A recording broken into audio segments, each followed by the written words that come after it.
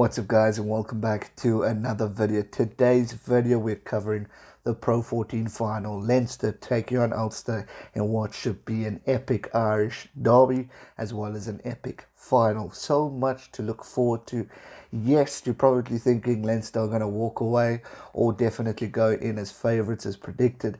But let's not forget, Ulster came back strongly against Edinburgh when Edinburgh were predicted to win that game. So we cannot write off Ulster at all. And one thing's for sure, a final can change the game. It can bring a team into a winning position that you wouldn't have thought of. It can also break a team, but it can also give the team that's got the advantage the motivation that they need.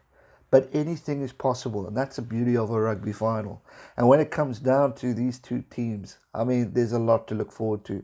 You've got so many great players looking to really show their worth, to show the international selectors that, hey, I am here, select me. Now this weekend, there's obviously so much to look forward to. As a Leinster fan, I mean, I'm going for them.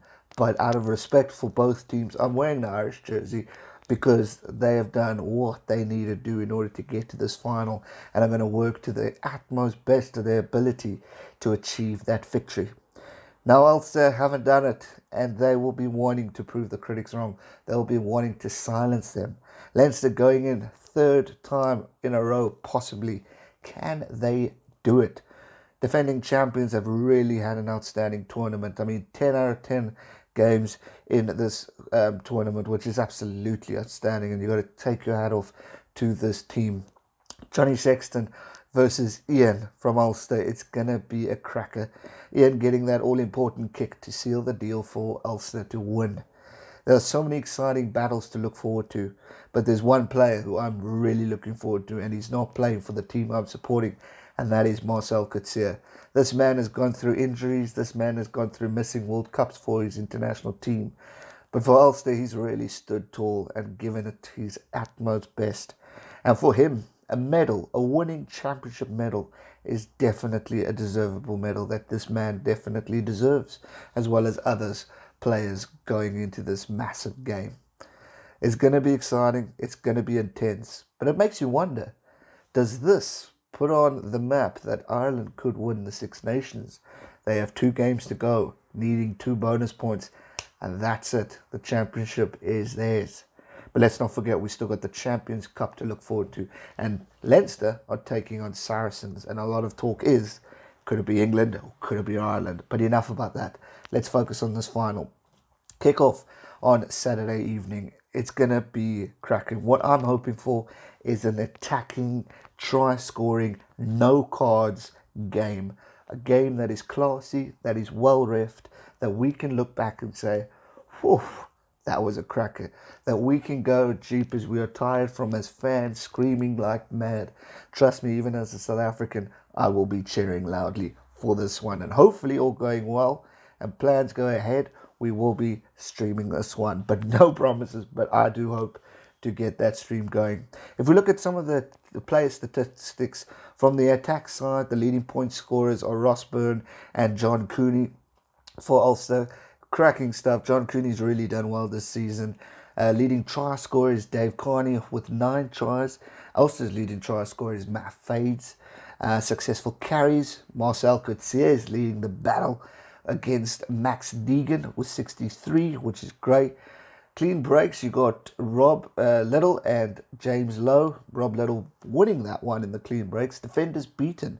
Hugo Keenan is taking the lead over Craig Gilroy. And then we've got meters gained, 611 by James Lowe, which is pretty good, outstanding. And then you've got Matt Fades with 433 meters given, not as much. And then offloads, you've got James Lowe beating Marcel Coetzee 12-9. Defense, number of tackles, you've got Will Connors, who's number 1 in the whole tournament, versus Sean Reddy with 191 tackles to Will. James Ryan, who hopefully makes his return. This is before the squad announcement, but there was talk of it, and I hope he's in. James Ryan tackling percentages has been outstanding. Turnovers 1. Marcel Coetzee takes the lead. there. It should be a cracker, ladies and gents. It should be something to look forward to. If we look at the recent form, Leinster's played 10, won 10. They haven't lost in 10 games, which is brilliant. Points, 260 points against 102. Tries for the team is 33 and tries against is 12 in those past 10 games. Not bad stats. Obviously, the last game for Leinster was against Munster, 27-25 victory to Leinster in a cracker. We look at Ulster's form, played 10, won 5, drawn 0, lost 5. Points for 246, not too far behind Leinster, and the points against is 227. Tries for Ulster is 31 and tries against is 28, which is quite a big difference of against stats for Ulster. But anyway, a game is a game. A final can decide anything. If we look at head-to-head, the team's last 10 games, Leinster's won 8 out of the 10 games, which is quite good.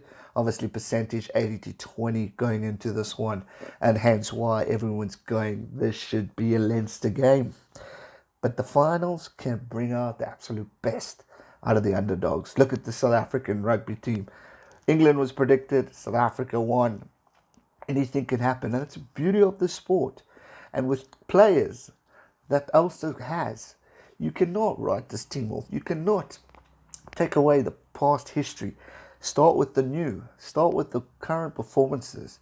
Start with what they did against Edinburgh. Yes, Edinburgh had the lead, but they came back, and that's an important thing for us to acknowledge. Also, Leinster, I mean, they've been dominating. You can't write them off. I mean, they're going to be in favourites, and rightly so. They've played amazing rugby, and although they came close against Munster, it was still a cracking game and a win for this team. But I'm definitely looking forward to the battles between Ian and Johnny Sexton. I think it's going to be such an interesting one. I mean, Ian, for me, strong memory of those emotional tears in the Rugby World Cup. Johnny Sexton has been an absolute ambassador for Leinster as well as Irish rugby.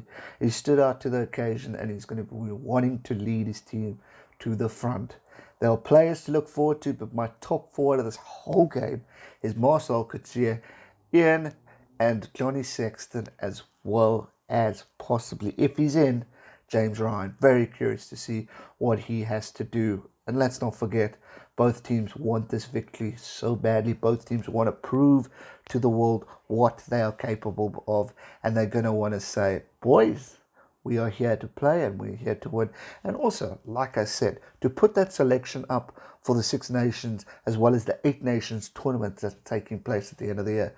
They're going to put their hands up. They're going to show their coach, oi, we want a possession. Andy Farrell, watch carefully, because I reckon we're going to see quality rugby from these players. Guys, it's going to be a cracker. I hope you enjoy it. May the best team win. I'm predicting Leinster to win by, let's say, 7 points.